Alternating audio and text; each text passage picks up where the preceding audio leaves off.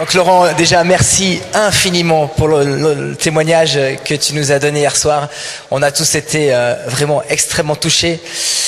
À travers ta vie, on peut voir la puissance de la miséricorde, aussi la puissance de la résurrection qui peut faire en nous toutes choses nouvelles. La puissance de la résurrection du Christ peut faire en vous toutes choses nouvelles dans le feu de l'Esprit Saint. Et avant que Laurent vienne nous parler donc sur les addictions, sur tous ces chemins d'esclavage qui empêchent notre liberté de s'épanouir, on va se confier à l'Esprit Saint. On va vraiment demander au Saint-Esprit qui vienne éclairer nos intelligences, qui vienne aussi ouvrir nos cœurs et chasser toutes les ténèbres qui peuvent y avoir et nous donner un cœur qui sache écouter. C'est dans l'évangile, je ne sais pas si ça vous frappe, mais Jésus il dit toujours que celui qui a des oreilles qu'il entende. Moi ça me frappait quand j'étais petit, je me dis mais on a tous des oreilles. Il faut croire qu'il y a deux types d'oreilles. Il y a les oreilles matérielles et les oreilles du cœur. Et c'est à vous de choisir si vous voulez avoir des oreilles qui entendent. Ayez des oreilles qui entendent, qui écoutent. Ça vaut vraiment la peine. La vie est sérieuse. La vie est très sérieuse. Les bêtises, les conneries qu'on fait laissent des traces, même si la miséricorde peut venir tout transfigurer. Et surtout, comme le disait le pape, et je vous le disais avant, le monde a besoin de vous. Le monde a besoin des prophètes que vous êtes. Voilà. Amen. Je vais profiter de ce qu'on appelle une onction. Si tu peux juste me faire 2-3 accords. Que cette puissance du Saint-Esprit qui est au milieu de nous puisse venir comme libérer certains jeunes qui sont peut-être prisonniers dans des formes d'enfermement, des formes d'addiction. Laissez-vous rejoindre maintenant par cette puissance du Saint-Esprit. La parole de Dieu nous dit que c'est pour la liberté que Christ est venu nous affranchir de toute forme d'esclavage. Si certains d'entre vous sont prisonniers ou passent trop de temps dans des images, la pornographie, le tabac, la drogue, l'alcool, et vous sentez bien qu'au fond de votre cœur, cela ne vous rend pas heureux. Si tu as tendance à te faire beaucoup de mal dans ton corps, alors que ton corps est sacré, tu te mutiles, tu compenses peut-être par la nourriture, ou tu rejettes la nourriture. Maintenant, reçois une grâce particulière. Que la puissance du Saint-Esprit vienne comme te délivrer, vienne te montrer au fond de ton cœur, voilà, cet appel qu'il y a sur toi, à chercher, à donner un sens sur ta vie, qu'il puisse venir éclairer tout ce qui peut être enténébré en toi, afin de totalement te libérer. Amen, chers jeunes. Alléluia, merci mon frère. Voilà, je crois sincèrement que effectivement la foi en Christ peut remplir ce vide spirituel. Je crois que nous sommes dans une société aujourd'hui, d'ailleurs Saint Jean-Paul II parlait d'une société où plus on va retirer Dieu de cette société, plus une culture de mort va venir s'installer. Et en fait, ce vide spirituel va conduire à une culture de mort, à un ennui existentiel. Il y a des jeunes, pas vous, pas en Suisse, pas à Fribourg, mais certains jeunes que je rencontre, oh, je sais pas quoi faire. Et on a l'impression que certains jeunes ne savent pas quoi faire de leur vie, alors qu'il y a tellement de choses à faire et que le Seigneur compte sur vous. Alléluia. Oui. Et cet ennui existentiel conduit à une solitude relationnelle. C'est-à-dire que même si on a énormément aujourd'hui de connexions via le monde d'Internet, souvent nous sommes seuls. On se sent seul. Dieu n'a jamais voulu que l'homme et la femme soient seuls. Et cette solitude relationnelle va conduire encore plus à un vide profond. Alors généralement, l'addiction, chers jeunes, c'est souvent pour combler ce vide intérieur. Bien sûr, dans les formes d'addiction, particulièrement les drogues, particulièrement des choses qui vont avoir des formes d'excitation. Je pense, encore une fois, à des effets que peut faire l'alcool, la drogue. On va avoir comme une recherche de plaisir. Et en soi, le plaisir, c'est pas mauvais. Mais attention, l'addiction, c'est lorsque le plaisir devient une souffrance. Le terme de l'addiction, c'est un terme qu'on employait à l'époque des Romains. Vous voyez, ça remonte déjà à loin. Et dans ce terme, en fait, quelqu'un qui était sous l'emprise d'une addiction, je ne sais pas si le terme est exact, en fait, il était esclave d'une personne où on avait le droit de vie ou de mort sur cette personne. Ça veut dire que ton plaisir va devenir une souffrance où malheureusement tu ne pourras plus contrôler cette recherche de plaisir. Dans l'addiction, il y a toujours un côté néfaste, un côté qui va te ruiner ta vie, un côté où tout va être pris. Toute ta pensée, toute ton énergie, tout ton argent va être pris dans ces comportements, dans cette recherche de plaisir. Alors, le problème, c'est que souvent on s'en rend pas bien compte. Et il y a une forme de déni en nous. Je rencontre des collégiens, c'est-à-dire des enfants qui peuvent avoir entre 12, 13, 14 ans, qui passent entre 5 heures et 10 heures par jour dans des jeux ultra violents. Ultra violents. C'est une addiction. Là, hier, on parlait de ces perles. Ces perles vont être entachées. Tout ce qui est beau en toi, malheureusement, quand tu rentres dans ces images, vont être polluées.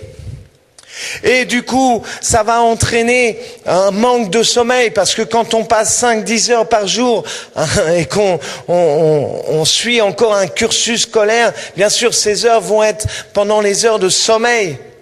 Vous avez besoin de beaucoup de sommeil, à vos âges particulièrement. Ça va entraîner un mensonge sur notre propre personne, mais un mensonge souvent par rapport aux parents. Vos parents vous font confiance et vous coupez cette confiance en rentrant dans un mensonge, en rentrant dans ces images. Il y a des images ultra violentes. Je parlais hier assez rapidement de la pornographie. C'est un grand piège, un grand fléau. Là aussi, ce genre d'images peuvent être, d'une certaine manière, des formes de traumatisme. C'est très violent, c'est très dégradant. Il y a une forme de honte qui s'installe. Il y a des temps où on se retrouve seul et malheureusement, c'est plus notre tête qui contrôle notre corps. Et certains jeunes que j'ai rencontrés étaient prisonniers dans l'esclavage de la masturbation. Et c'était juste un lien très très fort. Ils ne pouvaient plus s'en sortir. Et l'image qu'ils avaient de l'autre, en regardant ces images pornographiques, vous savez, il y a une forme de complicité. Encore une fois, je vous le dis, ce sont des images très très dégradantes qui vont devenir obsessionnelles. La plupart des personnes que j'aide dans les domaines de la drogue ou dans les domaines des addictions, particulièrement les dépendances sexuelles, c'est-à-dire où tu ne peux plus contrôler cette recherche de plaisir et ça devient une maladie. Que ça soit des violeurs récidivistes, des pédophiles, tous ont un point commun, tous étaient dans la porno-dépendance. Ça entraîne en nous un processus. On n'arrive plus à faire des choix existentiels. On est prisonnier, on n'arrive même plus à avoir un sentiment amoureux parce que ces images nous ont abîmés. je mets ça au même degré que la drogue. Parce que quand tu prends de la drogue, tu ne peux plus faire ces choix. Alors, il y a bien sûr la forme de plaisir. Souvent, ce plaisir est peut-être pour se réfugier ou cacher une insatisfaction. Tout à l'heure, je parlais de ce vide, ce vide spirituel. C'est-à-dire, il y a des personnes au fond de leur cœur qui vont dans des addictions pour essayer de compenser par les images. Souvent, on a l'impression peut-être quand on rentre à la maison, on se sent peut-être un peu seul. Alors on va rentrer dans les images et puis on a besoin par rapport à ces images d'être quelqu'un. Alors aujourd'hui, on passe son temps avec son petit appareil à se faire des petits Snapchat, chap. Et on est content quand on nous likes parce qu'on a l'impression d'être quelqu'un, quoi. J'ai rencontré des jeunes filles sur les réseaux qui venaient me chercher comme amie, et sur Facebook particulièrement. Et je disais à ces jeunes filles, il y en avait plusieurs, je disais, en regardant un peu leur profil pour savoir qui je choisis comme amie, je leur disais, écoute, tu mets des très belles photos sur ton profil Facebook, mais pourquoi tu mets autant de photos de tes dessous? Les jeunes filles se montraient des images d'elles à moitié nues. Oui. Et pour elle, c'était, elle avait besoin de se sentir aimée, se sentir regardée, comptée. Mais ça peut être vraiment un piège. Voilà. Alors, bien sûr, je vous parle de tout ça. Ce que je vais vous dire pendant quelques minutes, vous pourrez poser même des questions après. J'ai pas eu une formation particulière. La seule formation que j'ai, c'est les rencontres avec les jeunes. Tout ce que je vous dis, je l'ai expérimenté avec certains jeunes qui vivaient des réelles souffrances par rapport à des dépendances. Alors, l'addiction, on peut considérer ça comme un refuge. On va se réfugier dans toute forme, peut-être de plaisir, dans lequel on va oublier à un moment donné, peut-être ce qui nous fait peur. Oh, il y a la liste est longue. Peur parce que notre corps il change. Peur parce que par rapport au regard de l'autre, peur parce que j'ai peut-être aussi dans mon histoire peut-être des angoisses, un ressenti, voilà, qui fait que je suis un enfant. J'ai l'impression que ma vie, elle ne vaut peut-être pas grand-chose. Il y a le plaisir. Il y a d'autres formes d'addiction où on n'y trouve pas le plaisir. Juste l'expression d'un mal-être profond, d'un vide intérieur, qui va s'exprimer par un mal qu'on va se faire. Alors, on va rentrer dans une forme de dépendance à la violence qu'on va pouvoir se faire. Je pense particulièrement à l'automutilation. La drogue est de l'autodestruction. Mais il y a un effet pervers dans la drogue parce que tu vas faire ça sous l'influence du groupe, qui est très important à vos âges, le groupe. La scarification est une véritable souffrance, une véritable dépendance aussi. J'ai aidé une jeune fille qui pendant à peu près 10 ans de sa vie s'est scarifiée. Elle a marqué le mot « elle », enfer, sur son bras, avec une cicatrice d'au moins 4 cm. Elle pensait que sa vie était un enfer. Oui. Souvent, la scarification ouvre des portes à toute forme de troubles du comportement, particulièrement des troubles du comportement alimentaire. On va essayer de compenser peut-être par la nourriture, une dépendance. Bien sûr, notre corps a besoin d'être nourri, Notre âme aussi a besoin d'être nourrie.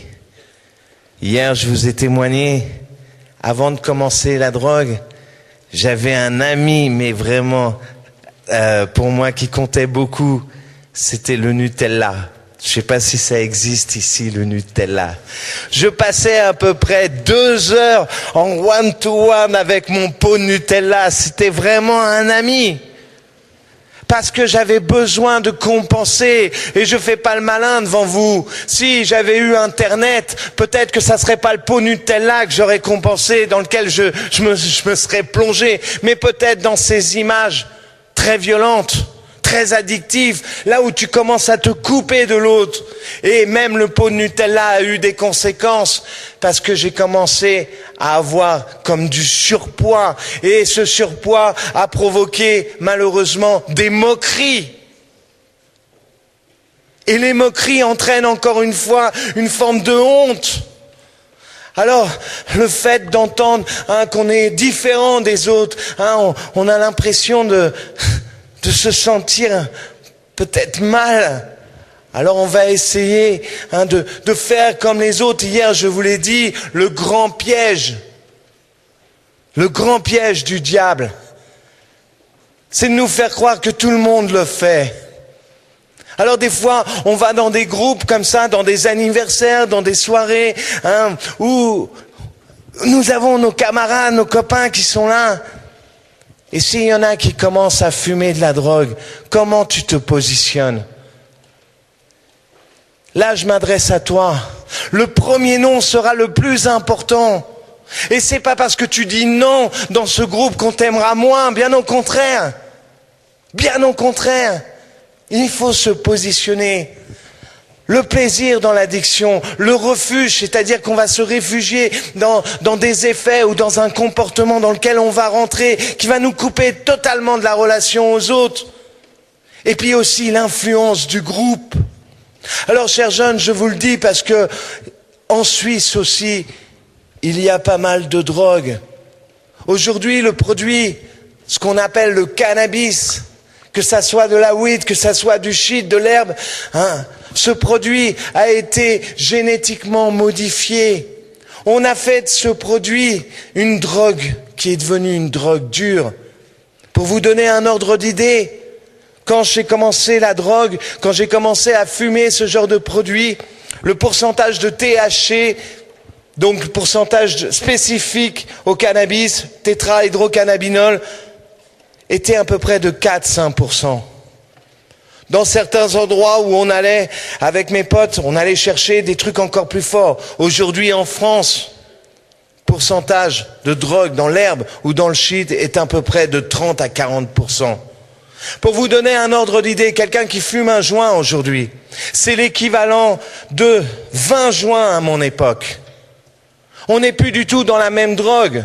Là aussi, les risques par rapport à ce produit, vous savez, souvent, quand on prend ce genre de produit, il y a des effets. D'ailleurs, c'est ces effets qu'on va rechercher. Une forme d'ivresse cannabique. On va se sentir un petit peu désinhibé pour se lâcher, pour avoir l'impression de se sentir, de pouvoir faire des choses qu'on ne ferait pas en état normal. Si c'est votre cas, allez voir un médecin. Là aussi, le Seigneur nous a permis d'être libres. Tu peux danser sans avoir besoin de produits. Tu peux pouvoir parler à quelqu'un sans être défoncé. Ce genre de produit provoque ce qu'on appelle des délires. C'est un trouble délirant. Premier symptôme de certaines formes de pathologie, des pathologies graves. Beaucoup de jeunes aujourd'hui rentrent dans des forme de schizophrénie liée directement à un produit. Tout ce que je viens de citer va provoquer dans notre petit cerveau des troubles du comportement. Il y a des jeunes que j'ai rencontrés, et encore, il n'y a pas très longtemps, intérieurement, ils sont vides. On dirait des morts vivants. Vous voyez, l'addiction va t'enfermer de plus en plus va te faire rentrer de plus en plus dans une spirale. Et ça sera compliqué de t'en sortir. Alors même le cannabis, il est bon de le rejeter. Parce que là aussi, tu ouvres des portes. Vous savez, dans mon témoignage, vous me direz, hein, parce que là, je sais pas du tout 2 minutes. Oh purée. Je croyais que ça faisait 5 minutes, j'ai commencé. Alors je vais finir comme ça. Vous savez, le diable est un menteur, est un voleur. Quand, dans mon témoignage, je vous ai dit, ma vie, je faisais beaucoup de braquage et de cambriolage. Quand je rentrais chez les gens, je prenais tout. Pas que l'argent, les choses les plus intimes. Le diable, quand tu lui ouvres les portes, dans toute forme d'addiction, tout ce que je viens de citer, la porno, les jeux ultra-violents, je le redis, la drogue, bien sûr, la scarification, tu fais rentrer le voleur chez toi. Le voleur, il va tout te prendre jusqu'à ta propre dignité. Tu vois? Parce qu'il t'aime pas. Et il va se battre contre toi. Et il va te prendre la tête. Et tu sais pourquoi le diable va te prendre la tête? Parce qu'il a peur de toi. Et tu sais pourquoi il a peur de toi? Parce qu'il connaît le plan sur ta vie. Il connaît ce que tu vaux. Il sait très bien que si toi aujourd'hui tu décides de vivre en enfant de Dieu, alors le monde pourra être transformé, ta ville pourrait être complètement changée. Il le sait très bien. Nous, on a du mal à y croire. Alors il va te cabosser. Tu sais, le diable connaît toute ton histoire. Il connaît ton nom, mais il t'appelle par ton péché et il te tient par ton péché. Dieu, il connaît toute ta vie. Il connaît ton péché, mais il t'appelle par ton nom. Tu sais pourquoi? Parce que ton nom est gravé dans sa main. Et son bras, il n'est pas trop court pour te délivrer de toute forme d'esclavage. Ne laisse pas rentrer le diable dans ta vie. Ferme les portes tout de suite à toute forme de dépendance. Que le Seigneur puisse venir éclairer tout ce que j'ai dit en quelques minutes, parce qu'il faudrait beaucoup plus de temps. Mais comprends bien que c'est un voleur et que c'est un menteur. Et si tu lui laisses, même ne serait-ce qu'une petite place, il va venir tout dépouiller. Et ça sera compliqué pour toi. Bien sûr, la miséricorde de Dieu est infinie. Il y aura toujours possibilité de se relever. Mais qu'il vienne vous protéger de toute forme de mal. Alors dites non dès maintenant à toute forme de dépendance, toute forme d'enfermement dans lequel on peut rentrer. Voilà ce que moi j'avais à vous dire ce matin. Ça suscitera, je l'espère, peut-être des questions. En tous les cas, merci encore de votre écoute.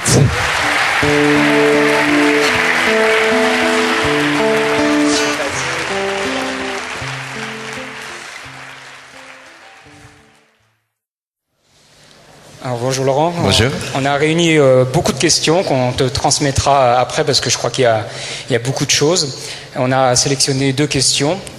Par rapport aux addictions, est-ce qu'il y aurait une approche en fait de réponse si moi je me trouve avec des amis à côté de moi qui vont dans ces addictions, dans cette pornographie, dans cette tentation à la drogue, est-ce qu'il y aurait un seul moyen pour les aider, ou est-ce qu'on a différentes approches?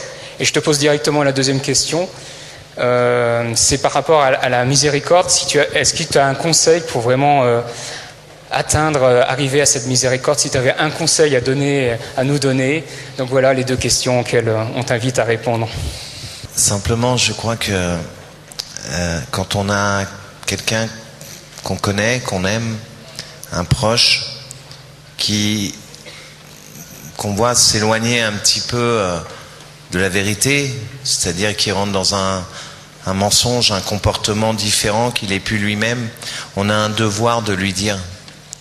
On a un devoir de lui dire parce que, non pas en le jugeant, qui nous sommes pour juger, mais le devoir de l'amour, c'est de dire, moi j'ai peur parce que ton comportement il change, tu t'enfermes, tu deviens loin de moi, tu as des réactions différentes et j'ai peur de te perdre.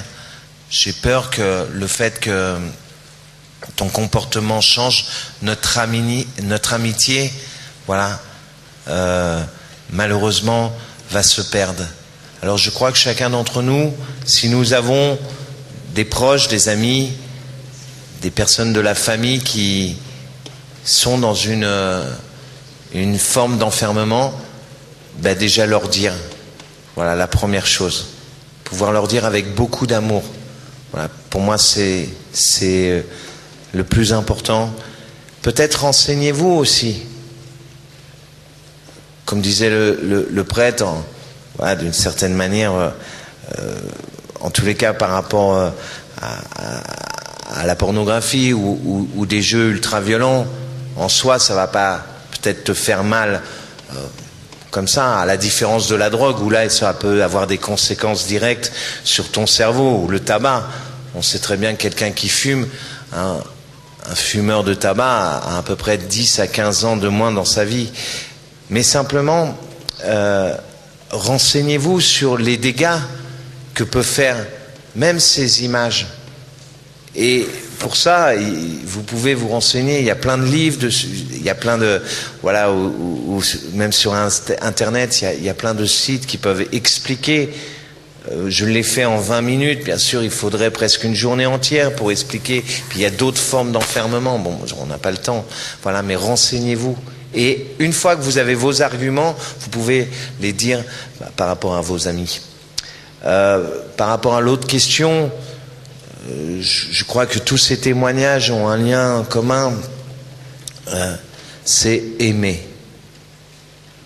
Et je pense que avant de pouvoir aimer, il faut se laisser aimer et découvrir combien nous sommes aimés. Et je pense que c'est ça. Alors, il y a certainement des théologiens ou d'autres personnes qui pourraient parler peut-être de ça encore mieux, mais il est difficile d'aimer si on ne s'aime pas. Et se laisser aimer, ça peut aussi être difficile parce qu'on peut avoir tendance à se voir avec beaucoup de défauts, beaucoup de fragilité. Et c'est souvent dans nos fragilités que Dieu vient y déposer sa grâce. Alors, pour moi, un des secrets, c'est voilà, justement, se laisser regarder comme Dieu nous regarde. Et si nous arrivons à se laisser ce regard sur nous, vous savez, Dieu a tellement d'amour pour nous. Peu importe ce qu'on fera. Je dis bien, peu importe ce qu'on fera, Dieu nous laissera cette liberté, mais en même temps, il fera tout pour échanger au-dedans de nous ce qui nous coupe de lui. Mais Dieu est un Dieu qui nous a rendus libres et il nous impose rien. Mais le jour où tu te laisses regarder en vérité et tu commences à aimer ta vie, aimer qui tu es, malgré ton péché, malgré tes fragilités, encore une fois, que nos fragilités ne nous fassent pas peur, tu décideras au fond de ton cœur d'avancer et de pouvoir aimer à ton tour. J'ai l'habitude de dire, chacun d'entre nous, nous avons été validés par Dieu. Il nous a tamponnés, tu vois. Ta carte SIM, elle est bonne, hein. T'as reçu les 3A. T'es un être aimé, aimable, aimant. Vous voyez ? Alors apprends à t'aimer de plus en plus. Quand je dis apprends à t'aimer tel que tu es. Avec tout ce qui est bon en toi, tous tes talents, tous tes dons, mais aussi avec tout ce qui peut être moche. Et apprends à aimer l'autre, pareil. Comme Dieu nous regarde, essaye de voir l'autre dans un regard d'amour. Voilà, pour moi c'est ça, un des secrets de la miséricorde. Après, là aussi, on pourrait passer des heures à parler de la miséricorde de Dieu. Vous avez eu plusieurs témoins. Je pense que toutes les perles qu'on vous a données, il y en a peut-être une qui va être pour vous un ciment dans votre vie, un ciment dans votre vie de foi. Voilà, en tous les cas, je peux vous le dire, après avoir entendu ces témoignages, après avoir vécu toutes sortes de formes de plaisir un petit peu, d'une manière assez rapide comme ça. Seul l'amour de Dieu peut combler un cœur. Seul l'amour de Dieu peut combler un cœur. Peu importe la condition dans laquelle tu te trouves, Dieu comble un cœur, peu importe la situation. Et je dirais même, il n'y a que lui qui peut combler un cœur, que lui. Alors soyez des tabernacles, accueillez pleinement cet amour. Voilà, vous êtes au bon endroit. Dieu déverse sa miséricorde.